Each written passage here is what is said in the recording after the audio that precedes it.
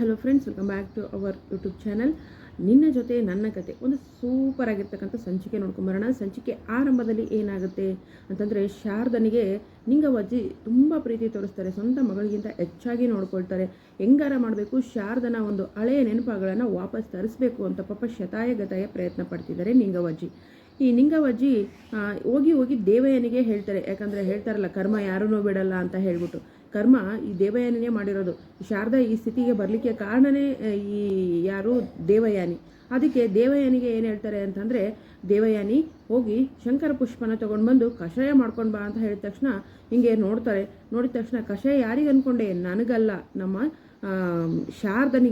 ಶಾರದನಿಗೆ ಇಲ್ಲಿಂದ ಹೋಗೋಷ್ಟಗಾಗಲೇ ಹಳೆ ನೆನಪೆಲ್ಲ ಬರಬೇಕು ಅವಳಿಗೆ, ಎಲ್ಲನೂ ಮರ್ಕಳಿಸ್ಬೇಕು ಅವಳಿಗೆ ಅಂದ ತಕ್ಷಣ ಫುಲ್ಲು ಶಾಕು. ದೇವಯಾನಿ ಅಂಜು ಟಕಟಕ ಅಂತ ಈ ರೀತಿ ನೋಡ್ತಿರ್ತಾರೆ, ಕಣ್ಣು ಬಿಟ್ಕೊಂಡು. ಅಲ್ಲಿ ಚಂದ್ರಿಕಾ ಕೂಡ ಅದೇ ಥರ ಆ್ಯಕ್ಷನಲ್ಲಿ ನೋಡ್ತಾ ಇರ್ತಾರೆ. ಹಾಗಾದರೆ ಚಂದ್ರಿಕಂದು ಕೈವಾಡ ಇದೆಯಾ ಇದರಲ್ಲಿ? ಯಾಕಂತಂದರೆ ಈ ದೇವಯಾನಿನೇ ಈ ರೀತಿ ಮಾಡಿರೋದು. ದೇವಯಾನಿ ಕೈಲಿಂದನೇ ವಾಸಿ ಮಾಡುವಂಥ ಪ್ರಯತ್ನವನ್ನು ನಿಂಗವ್ವಜ್ಜಿ ಮಾಡ್ತಾ ಇದ್ದಾರೆ. ಹಾಗಾದರೆ ಈ ಶಂಕರ ಪುಷ್ಪನ ತಂದು ಕಷಾಯ ಮಾಡಿ ಕೊಡ್ತಾಳೆ ಈ ದೇವಯಾನಿ. ನೋಡಿ ಉರ್ಕೋತಾ ಇರ್ತಾಳೆ. ಅಜ್ಜಿ ಹೇಳಿದ ತಕ್ಷಣ ಫುಲ್ಲು ಶಾಕು. ಪಾಪ ಇವರು ಶಾರದಮ್ಮನವರು ಎದುರ್ಕೊಂಡು ಮಗು ಥರ ಮುದುರ್ಕೊಂಡು ಕೂತ್ಕೋತಾ ಇರ್ತಾರೆ. ಈ ಕಡೆ ಈ ದೇವಯಾನಿ ನೋಡಿದ್ರೆ ದೊಡ್ಡ ದೊಡ್ಡ ಕಣ್ಣುಗಳನ್ನು ಅರಳಿಸ್ಕೊಂಡು ನೋಡ್ತಾ ಇರ್ತಾಳೆ. ಸೊ ಈ ಕಡೆ ಮತ್ತೇನಾಗುತ್ತೆ ಅಂತಂದರೆ, ಇಲ್ಲಿ ನಮ್ಮ ಅಜಿತ್ಗೆ ಯಾಕೆ ಅಂತಂದರೆ, ನಮ್ಮ ಶ್ರವಣವರು ಕ್ಲಾಸ್ ತೊಗೊಂಡಿರ್ತಾರೆ. ಎಲ್ಲರೂ ನಚ್ಚಿಪರ ವಹಿಸ್ಕೊಂಡ್ಬಿಟ್ಟು ನಮ್ಮ ಅಜಿತನ ಕಿವಿ ಇಂಡ್ತಾ ಇರ್ತಾರೆ. ಕಿವಿ ಇಂಡ್ತಿರ್ಬೇಕಾದ್ರೆ ಇಲ್ಲಿ ಈ ಭೂಮಿಗೆ ಅಜಿತ್ ಮೇಲೆ ಎಷ್ಟು ಪ್ರೀತಿ ಇದೆ ಅನ್ನೋದು ಇಡೀ ಮನೆಯವ್ರಿಗೆ ಗೊತ್ತು. ಆದರೆ ಇವರು ಪ್ರೀತಿ ಮಾತ್ರ ಹೇಳ್ಕೊಳ್ತಾ ಇಲ್ಲ. ಅದೇ ಒಂದು ದೊಡ್ಡ ಸಮಸ್ಯೆಯಾಗಿ ಕಾಡ್ತಾ ಇರೋದು.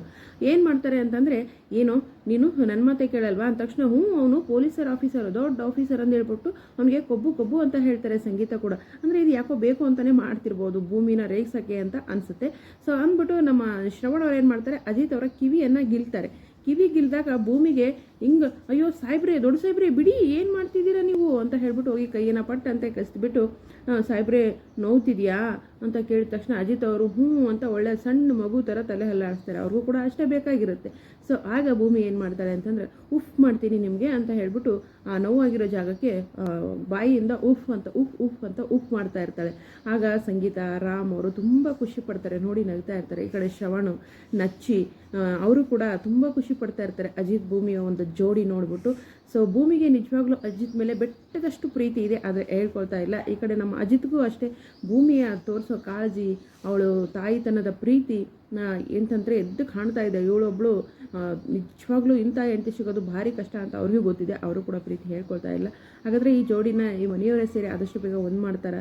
ಇನ್ನು ಈ ಕಷಾಯನ ತಂದು ಮಾಡಿ ಕೊಡ್ತಾರ ಈ ದೇವಯಾನಿ ಶಾರದನಿಗೆ ಅನ್ನೋದನ್ನು ಕೂಡ ಮುಂದಿನ ಸಂಚಿಕೆಯಲ್ಲಿ ಕಾದು ನೋಡೋಣ. ವಿಡಿಯೋಗೆ ದಯವಿಟ್ಟು ಒಂದು ಲೈಕ್ ಮಾಡಿ, ಚಾನಲ್ ಸಬ್ಸ್ಕ್ರೈಬ್ ಮಾಡಿಕೊಂಡು ಸಪೋರ್ಟ್ ಮಾಡಿ. ಮುಂದಿನ ಸಂಚಿಕೆಯಲ್ಲಿ ಏನಾಗುತ್ತೆ ಅಂತ ಕಾದು ನೋಡೋಣ. Thank you so much.